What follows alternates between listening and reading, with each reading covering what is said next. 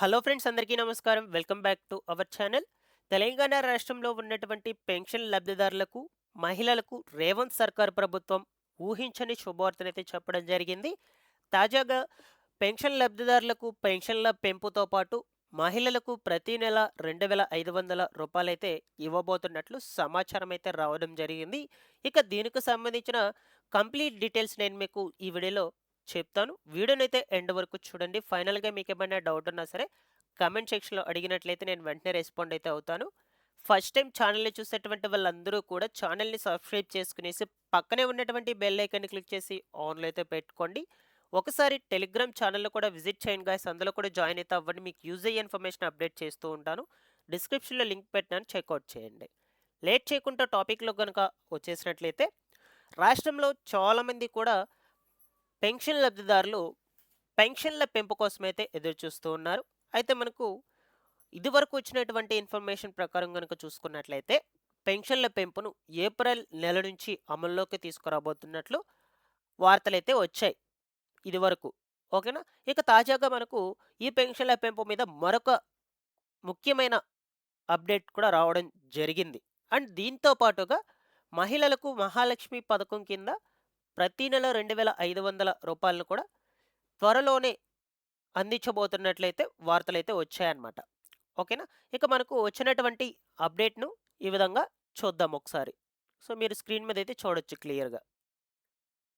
ఓకేనా?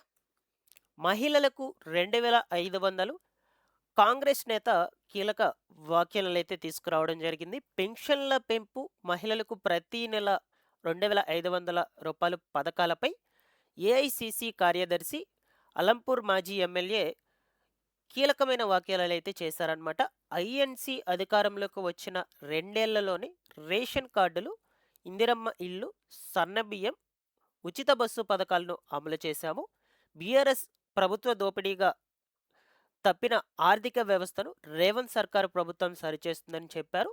మార్చి తరువాత పెన్షన్లను 4,000కు పెంచుతామని, మహిళలకు 2,500 రూపాయలు ఇస్తామని మనకు పత్రికాముఖంగా లేటెస్ట్ అప్డేట్ అయితే రిలీజ్ చేయడం జరిగింది. ఓకేనా? ఇక్కడికి మనకు వచ్చినటువంటి అప్డేట్ గురించి క్లియర్.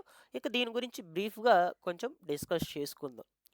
పెన్షన్ లబ్ధిదారులకు రేవంత్ సర్కార్ ప్రభుత్వం అమల్లోకి వచ్చాక పెన్షన్లను రూ. 2,016 నుంచి రూ. 4,016, రూ. 4,016 నుంచి రూ. 6,016 పెంచుతామని చెప్పారు. వృద్ధులకు, దివ్యాంగులకు, వికలాంగులకు వీళ్ళందరికీ కూడా. అయితే ప్రభుత్వం వచ్చేసి దాదాపుగా 2, 3 ఏళ్లయితే అవుతున్నా ఇంకా కూడా ఈ పెన్షన్ల పెంపు అయితే అమల్లోకి తీసుకురాలేదు. బట్ పెన్షన్ లబ్ధిదారులు చాలా అంటే చాలా రోజుల నుంచైతే వెయిట్ చేస్తూ ఉన్నారు. సో, ఇప్పటికీ పాత విధానం అంటే వృద్ధులకొచ్చేసి రూ. 2,016, అలాగే దివ్యాంగ వికలాంగులకొచ్చేసి రూ. 4,016. ఈ విధానంలోనే పెన్షన్లను పంపిణీ చేస్తూ ఉన్నారు. ఇప్పుడు లేటెస్ట్ అప్డేట్ ఏంటి అంటే ఈ పెన్షన్ల పెంపును మార్చి తర్వాత అంటే ఆల్మోస్ట్ ఆల్ ఏప్రిల్ నెల నుంచే స్టార్ట్ అవుతాయి. ఏప్రిల్ నెల సంబంధించిన పెన్షన్ల పంపిణీలో మీకు పెంచినటువంటి పెన్షన్ డబ్బులను పంపిణీ చేస్తామనైతే చెప్తూ ఉన్నారండి. మీకు ఇక్కడికి క్లియర్‌గా అర్థమైందనైతే అనుకుంటున్నాను. ఓకేనా? సో, అప్పటి వరకు మార్చి నెల వరకు మీకు పాత విధానంలో ఎంత పెన్షన్ డబ్బులైతే ఇస్తున్నారో అంత పెన్షన్ డబ్బులే ఇస్తారు. ఏప్రిల్ నెల నుంచి పెంచినటువంటి పెన్షన్ డబ్బులనైతే పంపిణీ చేయబోతున్నారనమాట. ఓకేనా?